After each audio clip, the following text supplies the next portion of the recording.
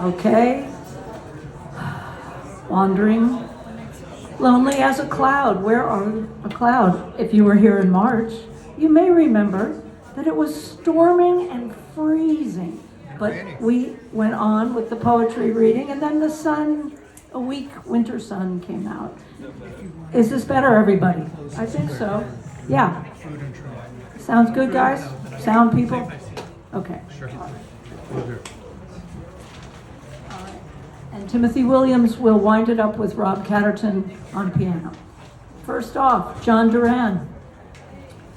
John's worked in the arts all of his life, starting in Hollywood as an actor and a prop man. In Sonoma County, he operated 2 entertainment venues and served on the Sonoma County Arts Council. He's written poetry since he was a teenager and currently sings with the Sebastopol Love Choir. Let's welcome John Duran, everybody.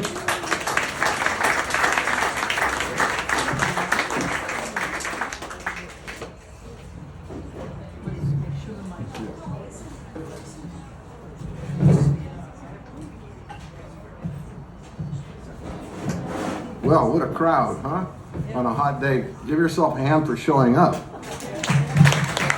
And let's thank Gwynn for putting this together.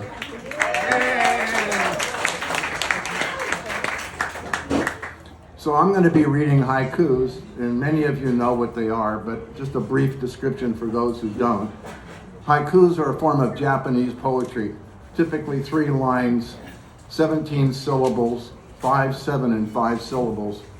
And the idea is to say the most with the least. So what I'm going to be doing is reading different haikus, and I'll try and wait a minute or 2 between each one just to kind of give them a chance to absorb, so I'm not just reading over them too fast. So if I'm going too slow, let me know, and if I'm going too fast, let me know. So the book is broken into 7 chapters, and I'll read a few of them from each of the different chapters, and I'll give you the chapter headings as I do it. But I'd like to start with one from the back cover, which says that we are all artists. Experience is our color, and life is our canvas. And I think that that is important to remember, because a lot of times people think that life is what happens to them instead of them happening to life. And when you're an artist, you happen to life. And so I think it's important that we live that way.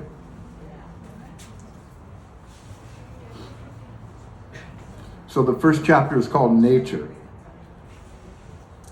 Particles and waves. Reality is just a phase. This is how the universe plays. That's great. All life is toil. Even a flower leans toward the light and struggles through the soil. Yeah. Heart beats itself to death. Ocean ebbs and flows. Universe takes a breath.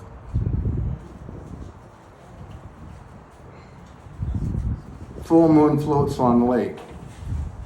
From our slumber, we awake and melt like a snowflake.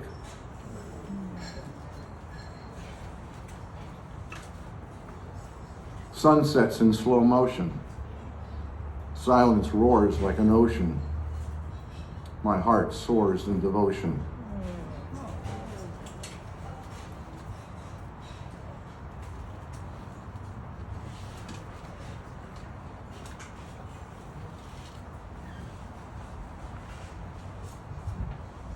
Faith hopes for the best. Truth knows we're all blessed. Love feathers the nest.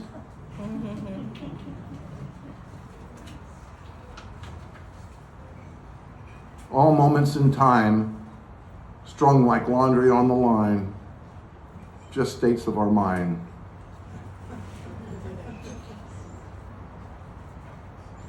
Who cares if you're first? Caught in hubris. It's an endless universe. Yeah. This chapter is called Cosmic Dance. Thunder rolling like a train. Lightning strikes my brain. Then the rainbows came.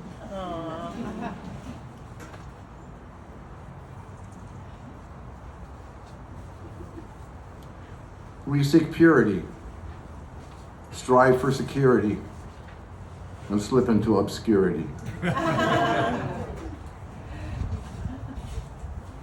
DNA can suck. Genetics are just dumb luck. Gandhi or Donald Duck. Now can be twisted. Blink and you missed it. Eternity's an instant.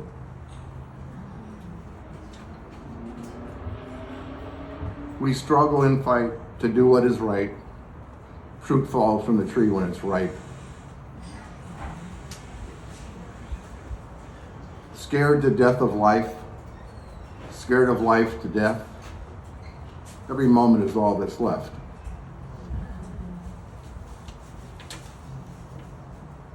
The future is now. Every moment is now. It's never not now.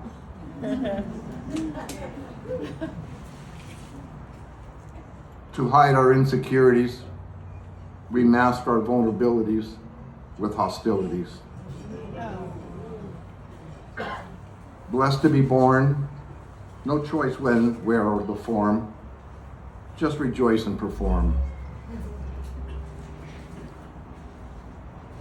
We're too slow to budge, self-righteously hold a grudge, and way too quick to judge.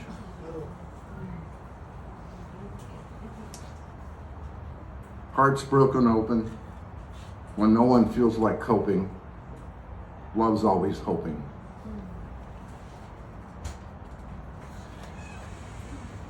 Baby cries in bed, old man forgets what he said, they both need to be fed.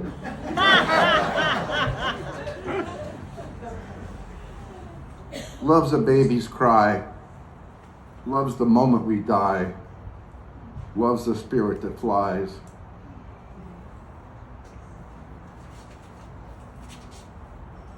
Love is a baby babbling, a dying man rattling, a moment unraveling. We all have the power to be fearless or cower. Love is a flower.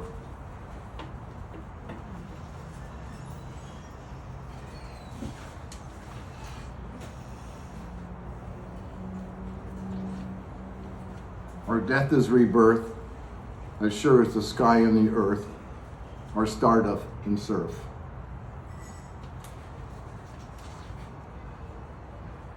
Just a drop in the ocean.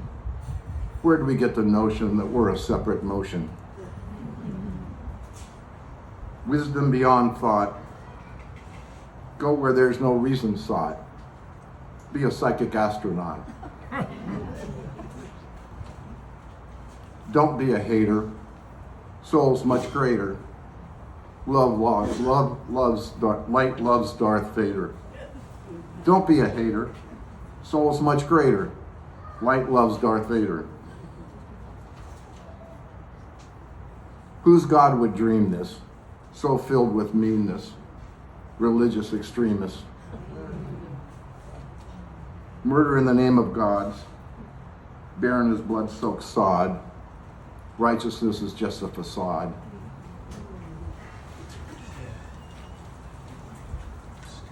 Souls are like stars in the night. Even when they're out of our sight, they never stop shining their light. History of Papal, magnificent Sistine Chapel. Don't eat the apple.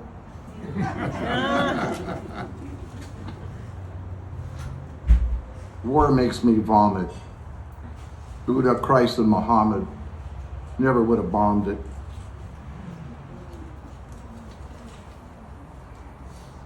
Fear without showing, faith without knowing, grace is death's face glowing. Our spiritual dross, born in the fear of our loss, is just our soul's floss.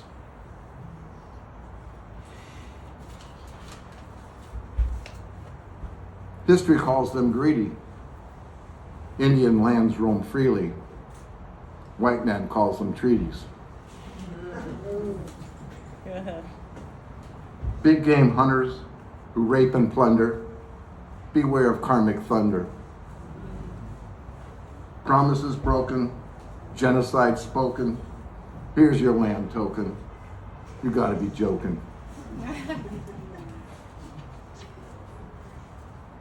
News at 11, child 9 shot to heaven, AK-47. Human souls were tossed, seeds of generations lost, horrors of the Holocaust.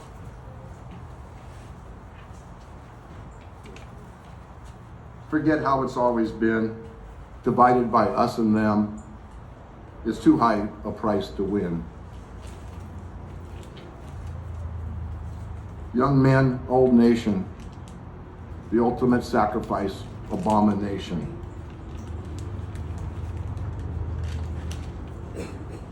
With some it's a game, with some it's a pain.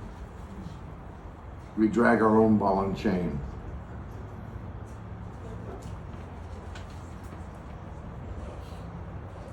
Life is just a game. We're drawn to failure and fame like a moth to the flame.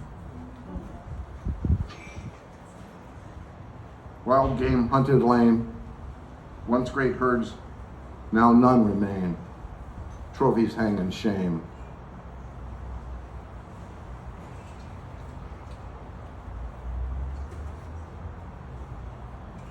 Farmers buy their ox. Shanghai buys their stocks. China's a paradox.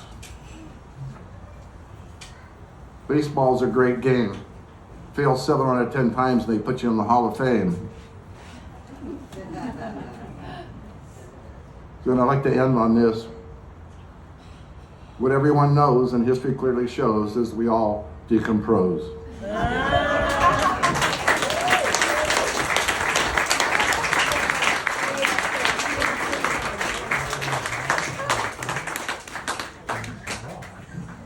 Duran, everybody, he did it. He did it. What they said couldn't be done. He done it. Oh, no, you can take it. All right.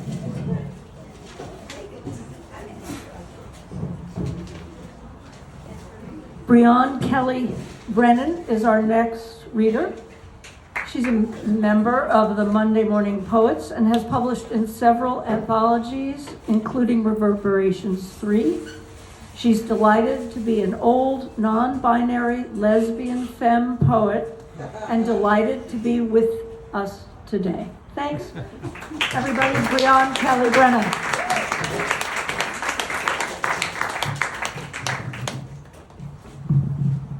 Okay, is that working? We can make it higher. Higher. Higher? The other way, left. Lucy, go see it, and then pull it up. Not so much. Oh, it might be a little high. How's that? You tell us. Speak. How is it? Is that working? Is that gonna be good? Yes. I know I have to speak into the mic. I gotta learn all this stuff. This is my practice for I have a book coming out, my first book and my last book, I swear. So I have a launch coming, so I'm doing this to practice for my launch. Thank you, Gwynn, for giving me the opportunity. Gotta stay over here. Okay. I'll leave them on. I was hoping maybe they'd blur enough. Okay. Mice at night. The windy night is swinging light all along the hall. The wood stove's bright to fight cold's bite. Outlines stalk the wall. The cat becomes a lion. The mouse is 2 feet tall. The door squeaks high as mice sneak by, low in the glow of the flame, in the line of sight. If the timing's right, the hunger among us seeks prey, and the fire begins to roar as the lion walks away.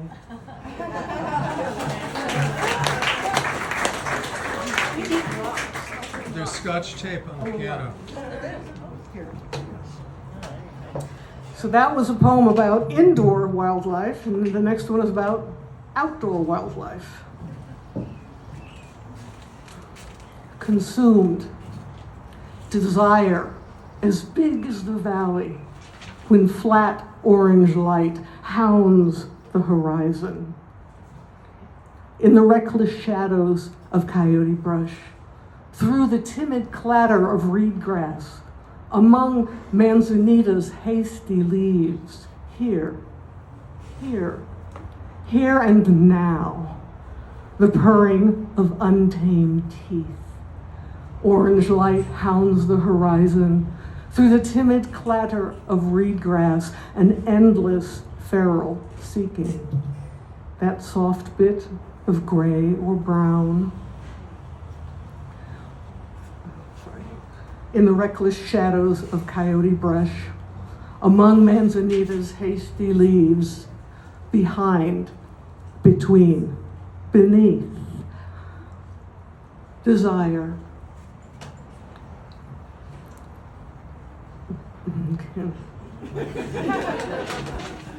As big as the valley. Here and now. The purring of untamed teeth, an endless feral seeking of that soft bit of gray or brown, behind, between, beneath.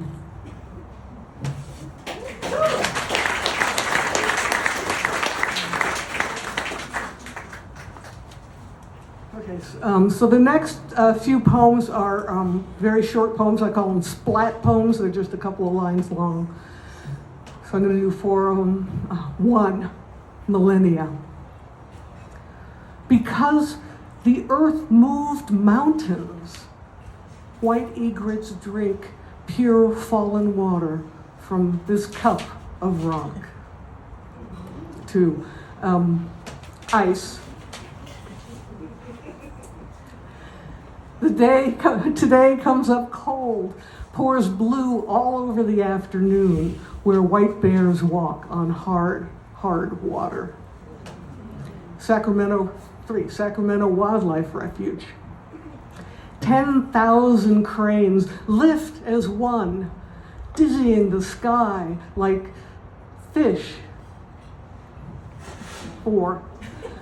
So now I'm switching from wildlife to human life. Okay, so this one is Down the Habit Hole. It's a limerick. There once was a hole in the ground. I always tried to go round. Though I oft turned away, by the end of the day, we all knew where I could be found.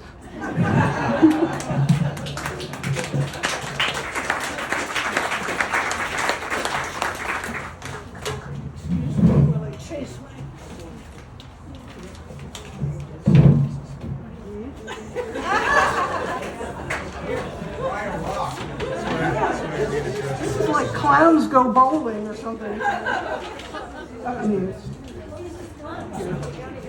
There's another one down there. Okay, I got it taped. So this next one is about one of my most favorite experiences, which I hope somebody has shared with, this experience. If you hope you can anyway, I like this one. I like this experience, and I wanted to express it in a poem called I Find Myself. I find myself laughing. Voices from the picnic mimic a chorus of crickets. Afternoons always sound so warm. Voices from some picnic, waves of leaves rustle a breeze. The warm sounds of afternoon in the slow light of a low-hanging sun. Leaves rustle the breeze, a mirage of flat-foot frogs in the low-hanging sun. I start to fall under its wake. Flat-foot frogs mirror a picnic of mimicking crickets. I wake with a start to find myself laughing.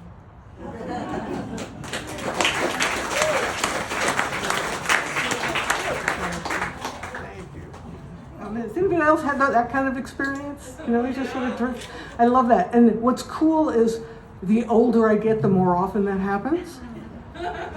So learn to like it. Okay, this is my last one. And I wrote it as an ekphrastic poem. I wrote it in response to a painting. This painting is just gorgeous. It's a painting by Lorraine Shemesh, Shemesh.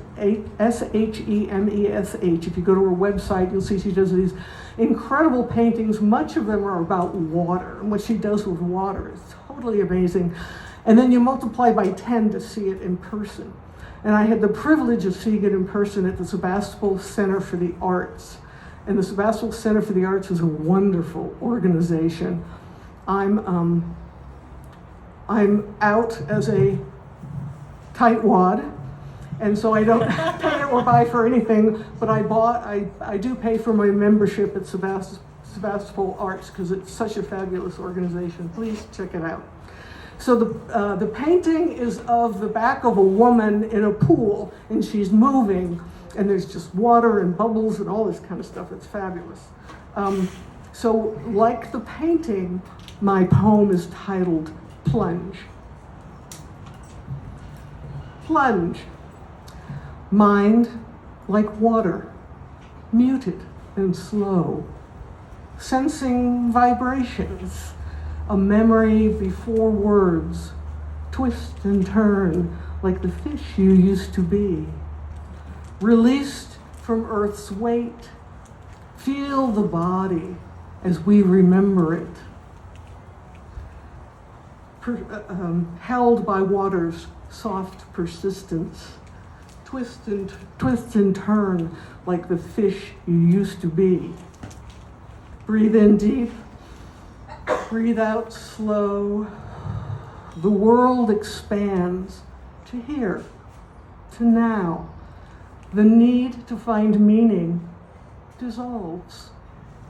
Twist and turn like the fish you are. A pool, the ocean, a blue-tiled shower, reminders in my one wavy, ribboning life to plunge.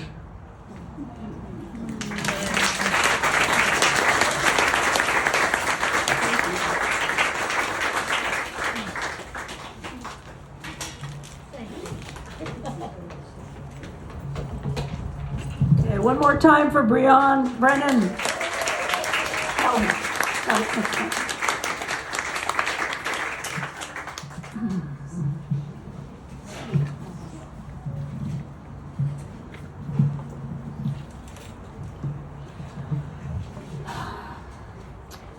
Phyllis Meshulam can't be here today because of an ongoing illness, but she's a Sonoma County Poet Laureate Emerita who taught with California poets in the schools for 2 decades and was the Sonoma County coordinator for 9 years. She also taught with and directed Poetry Out Loud, a wonderful youth poetry memorization and recitation contest that actually won youth not only glory and experience, but money. Her books include the prize-winning Land of My Father's War and 4 others. Today, her daughter, Audrey Meshulam, will read from Phyllis's new book out from Kelsey Press, Recreations. And there are copies here for sale. And what I've read of it is wonderful. It's the old origin myths retold from a woman, female point of view. So please help me welcome Audrey Meshulam and Phyllis Meshulam.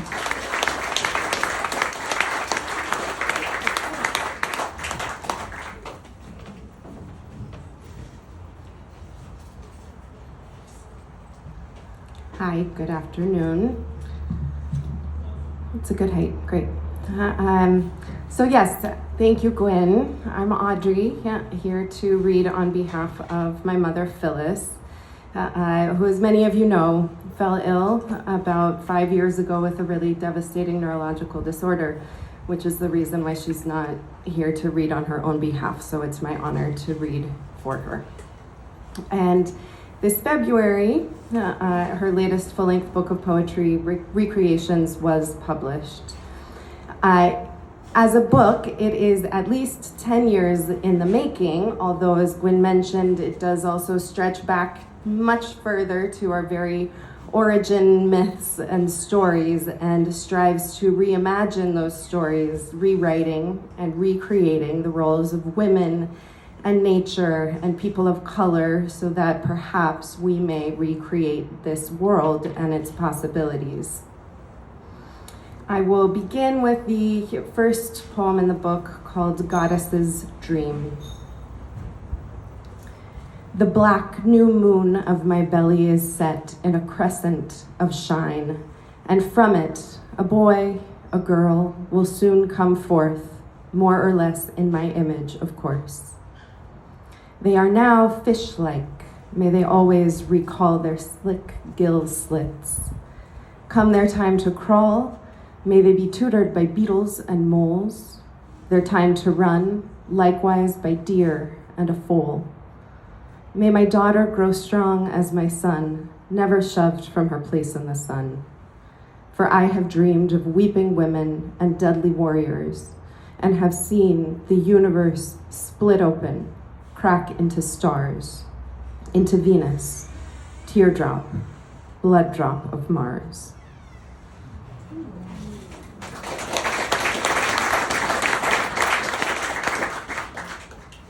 We'll continue with the themes of motherhood and the legacies transmitted to daughters with the next poem called Mothers, Daughters, Sisters.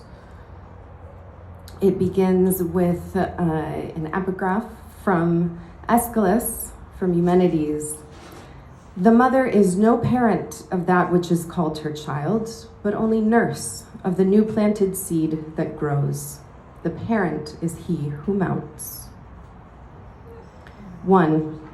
Sisters, sisters, sisters, you float your tunics, togas, skirts, pantaloons across millennia. Your powers snuffed, your deities dethroned, minds smothered under assumptions, traditions, many based, like the judgment of Apollo, on propaganda disguised as courtroom drama, in which the judge denies even maternity, demotes you to nurse of the child you have borne. 2.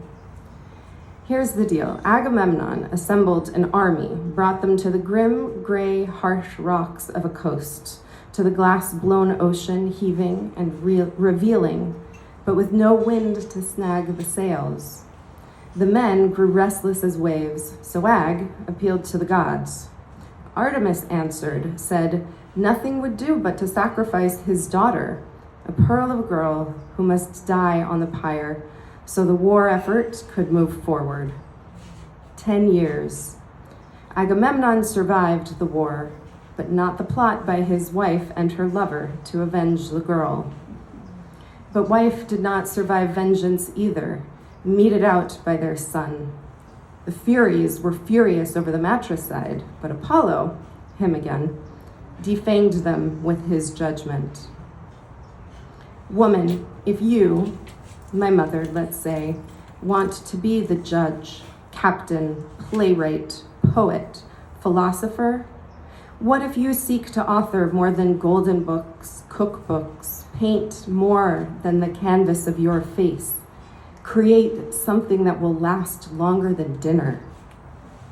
If you fail, but at least bear a daughter, want for her what you could not achieve. You may be doomed to watch her hesitant steps stop at what she deems her limit, in dancer's shoes, as she cries out, I am crippled by my blues.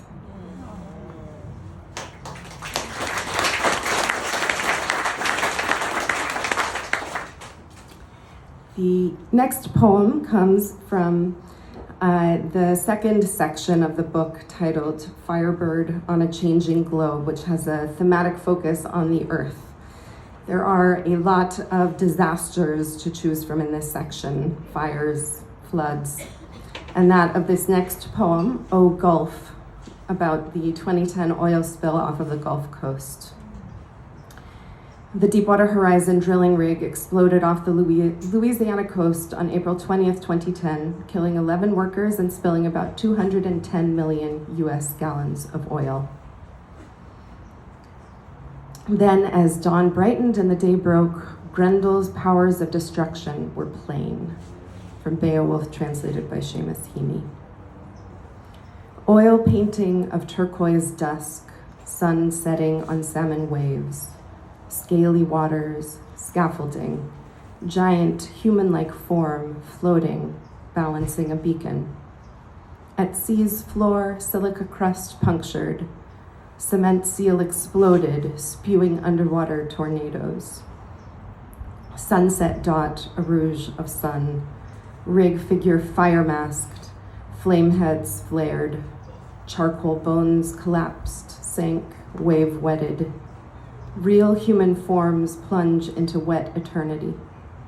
Gaseous, gushing, then whole wards of sheared fish, oiled pelicans turned into earthworms, turtles, my totems, capsized, dying in the slick, turtles, my link to the Triassic. What are we? Cain's spawn, like Grendel, ready to devour, befoul all the rest of creation. O Gulf, forgive our greasy stigmata left on eons of blue water.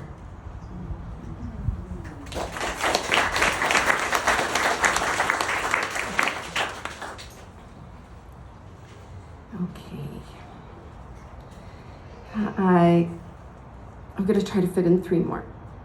This one is called Scattered. It's about unaccompanied migrant children.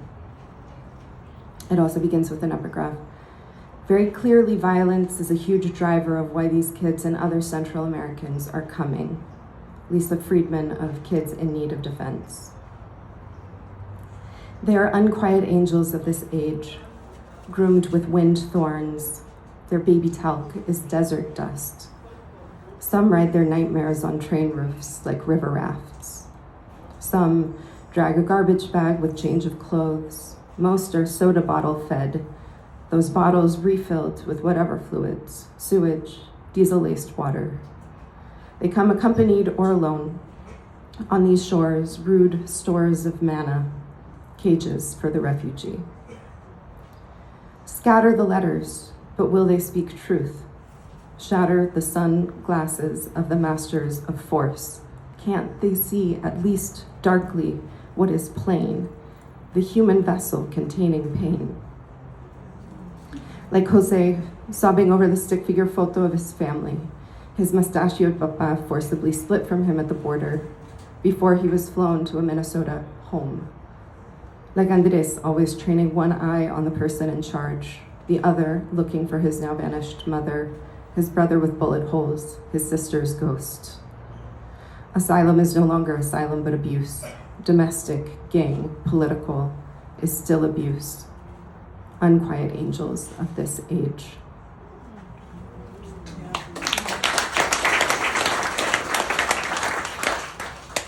I forgot to say I'm reading now from the 3rd and final section of this book titled Spirit of Justice. So here we are at the end of Pride Month. Happy Pride doesn't quite feel like the right greeting this year. But here's a poem which commemorates the lives lost in the June 2016 massacre at Pulse nightclub in Orlando, Florida.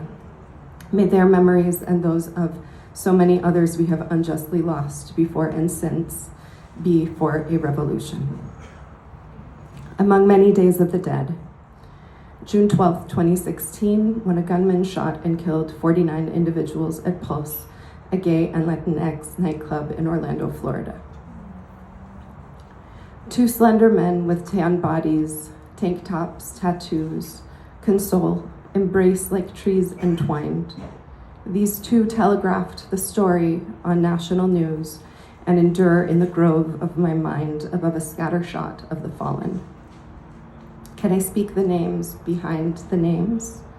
Angel, beloved, bread and water, carrier, daughter, defender, DJ, earthworker, farm. Angel wings shielded mourners from protesters protesting LGBTQ existence as they made their way to funerals. Many opened veins and gave until banks overspilled. Rainbow flags flowered, matches scratched and leapt into flame, into candle. Flaming sword, fortress, guard, holder, healer, king, listener, new house, painter, ruler, young mother. Thinking of my children, my students, and the 49, I have made pilgrimage to an ocean full of blue and salt. Of course, there were at least 2 frank ones, 2 humble ones, warriors 1, 2, 3, and 4. The gracious, generous ones. The strong, blessed, just, kind, godlike ones. Priceless, priceless. What have I done with these gifts of God? Forest, wolf, bear, river, forest, wolf, bear, river, deer, snow, deer sea and sun, deer sea and sun, deer clearing, rock, rock, rock. On this rock I will build more muertos altars. These still overflow.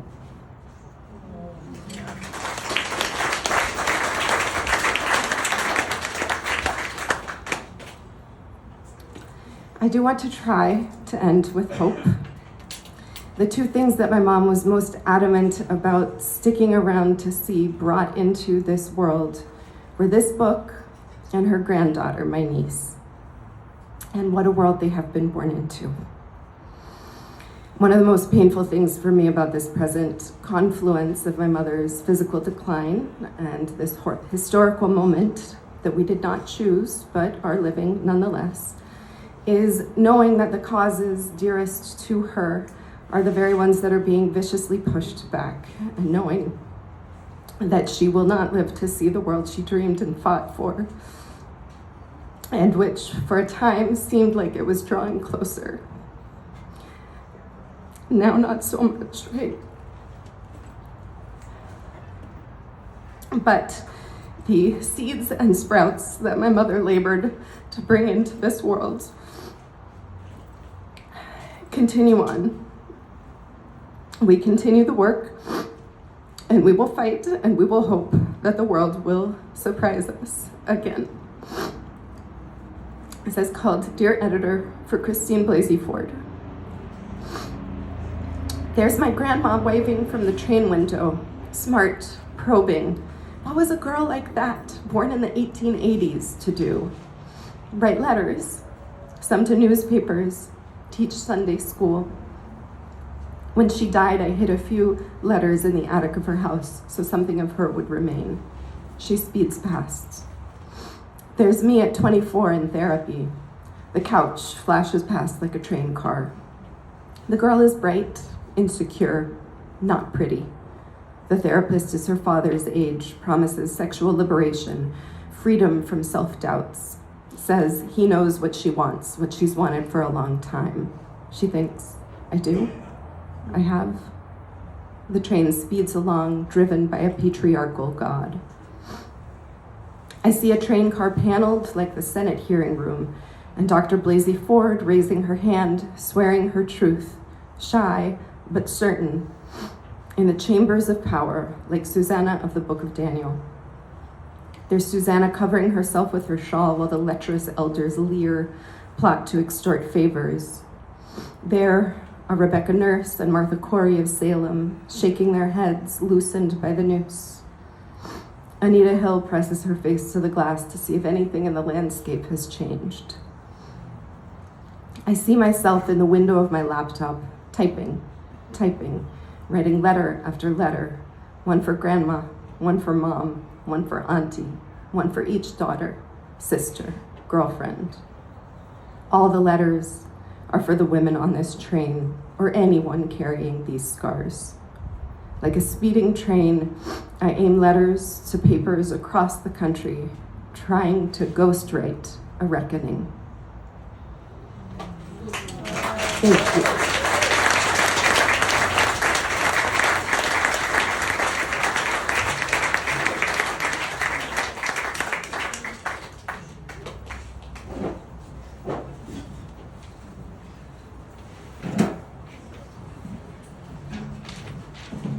Thank you, Audrey Meshulam, and thank you, Phyllis Meshulam. One more round.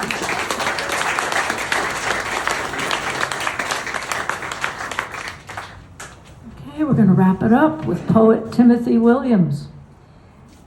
He's a bilingual poet, musician, and songwriter, and the author of 3 collections of poetry, as well as books about baseball, senior baseball, and Cobb Mountain resorts. Currently, he hosts poetry readings at Barrel Proof Lounge in Santa Rosa on the last Tuesday of each month, and it's deliciously early from 5 to 7. Check it out. And accompanying him on piano is Rob Catterton, best known for his album of original music, Calico Cats, and albums of music from the Grateful Dead and the Beatles, solo piano. And he's available on Spotify and Apple Music. Please, let's welcome our final poetry and music of the day here in this precious place with each other. Timothy Williams and Rob Catterton. I feel like I want to offer a moment of silence or something for Phyllis. I don't really know how to phrase it or frame it or what's it about or anything, but it was so moving what you did. And she's been a big part of the Poet Laureate. Everything that we're doing here, she's a root of it. And I just want to take a moment just to send her some love, send her some goodwill. Okay? Okay.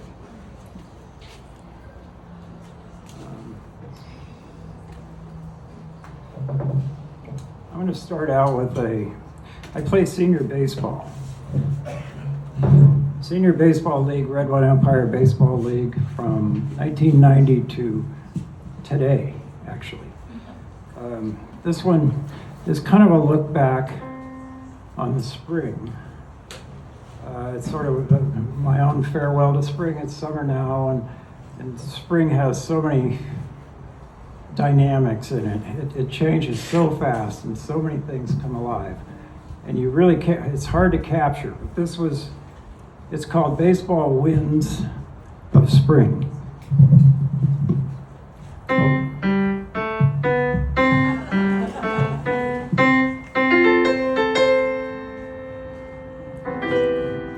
The foul ball blows back, landing inside the baseline, fair. Like that Napa pop-up in the wind one afternoon. It's a third presence on the field. It's the air, the earth, and the fire of players that make the game. Water keeps us alive. Baseball in the spring wind is an Alaskan freeze breeze the morning of the first game. Players showing up swinging heavier bats with early, dense, dark, new growth rings. Autumn carries a heavy horse of summer wind on its back, but spring serves winter's ice cubes. Whistling winds play tunes with flutes stuck to players' stiff and frozen bones. Dust tornadoes swirl and disturb the Sunday morning residents of home plate. Twisters blind the catcher, umpire blue, even the hitters forge their eyes for sand pebbles. The bat's swing rushes turbulent air, stirring the one rare moment of stillness. When the blood warms the batter from running the bases, the wind fools and confounds, just the same. Follow the ocean wind, the smell of gull's breath, as gales bluster across the outfield. The left fielder waltzes under transparent wings. He sees it, and his feet take sideways steps. He crashed into the fence that morning. We held our breath for one late spring day at a place to play. The ball sailed past the fall line. It was abandoned upon impact. They were not in need of a teammate nor a handrail to brace their stride across the back under the shivering trees lining the outfield fence. The left fielder stood once again.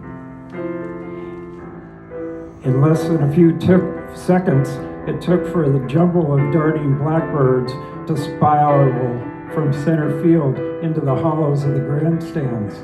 It was next pitch. Chase the blackbird's squeaking wings from the hollows of the grandstands over the right center field wall. The wind blowing out set the ball over the fence, D. Cordova said. The jet stream. He hit the ball in the jet stream, and out it went. Along with the family and friends, shooting the breeze behind home plate, baseball wind drapes and embraces. The occasional sour brew amidst the crackling of collective cheers. Breeze, breeze, are you listening, fairest breeze? Wake up and escape on wild Appaloosas thundering past.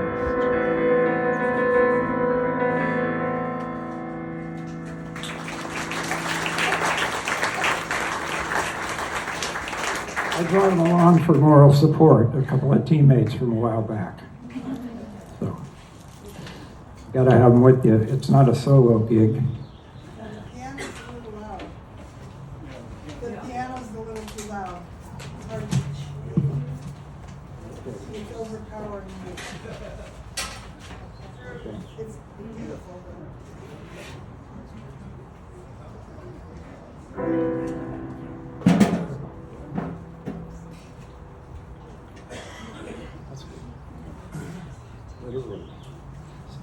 Song for a passing train.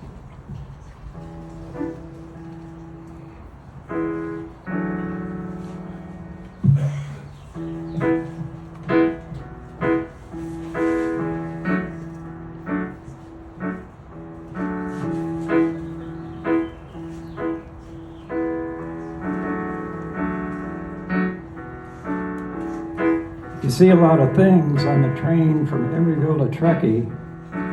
Climbing on board at 5 in the morning. Steel hills, eucalyptus, and graffiti. The twisted words smear and fade as it crawls through Richmond and Oakland.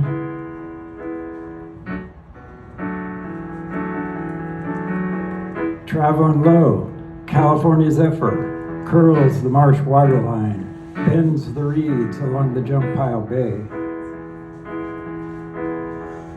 Refinery tanks smolder in the tangled sky, so we parallel a westbound train, eastbound.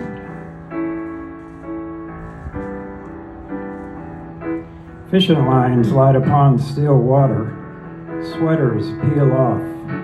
Day breaks through tanker-sized clouds and shadow windows in the observation car. Martinez.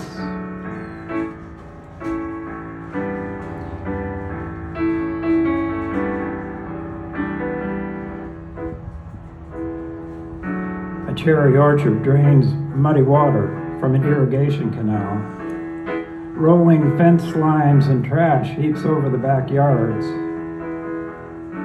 Young people surviving the swamplands behind the Capitol's avenues, wave from corrugated shacks engraved by hard delta rains. Sacramento.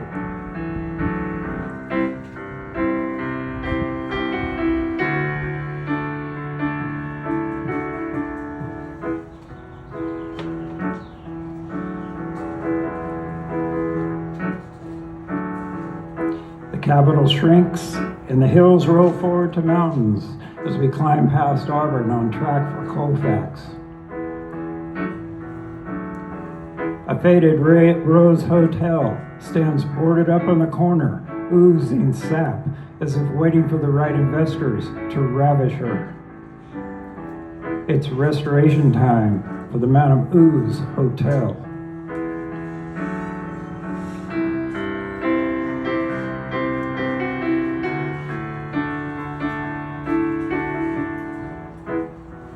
Reservations. A warm, plentiful voice sings down the hall. Reservations. All the songs, all the tuneful rhythms strolling through the rail car. Reservations. Next stop, Truckee.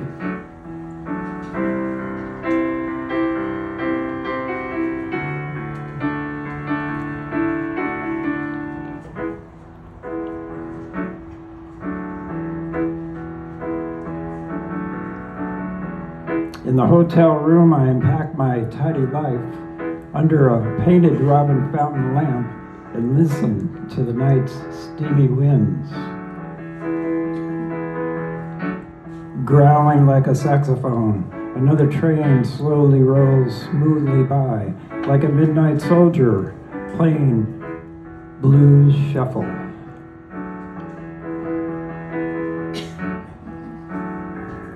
In the tall parlor window shimmers a radiant lace. Snow fills silence in the window panes throughout the pearled night.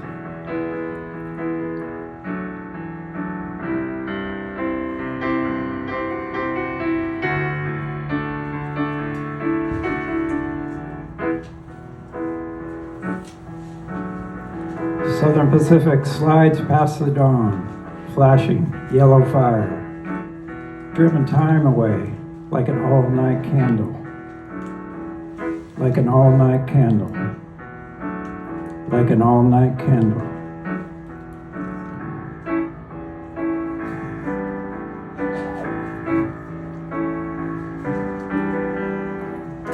In the solitary junction of the town's border, timely bells fly, ringing like the oil bearings of a blackbird song.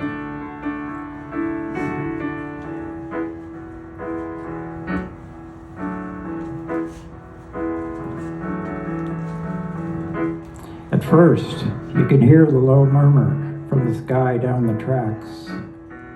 Could be a prayer, a blue streak in your way, or a choral fantasy. The train, driven by some gray-haired ancestor,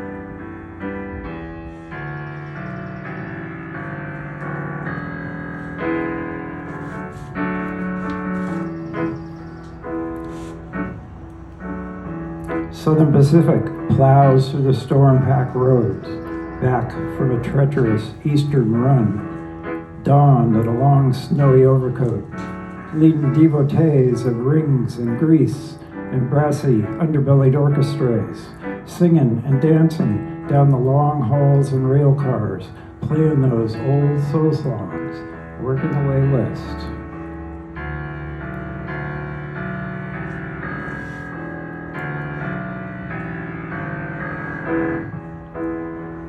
The gold vein of a setting sun drifts below the shiny new radar towers and the mountain fortress.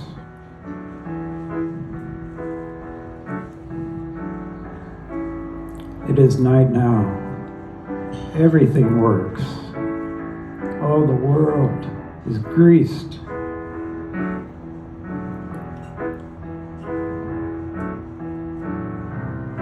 The silent arrow feathers the cold. Trains, out of sight, out of sound, till another, and another, in another town.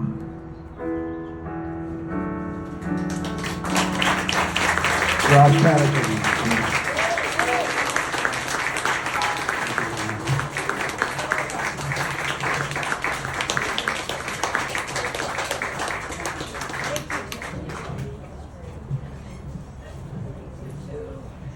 All right, everybody, thank you. Thanks again for Timothy Williams and Rob Catterton and Cafe Frida and each and every one of you and our wonderful poets today. We'll see you the last Sunday of September for our third and last Cafe Frida of 2025. It's 3 times a year in the good weather. So be well, love one another, be kind as you can, and fight back when you can too. All right, to poetry and poets.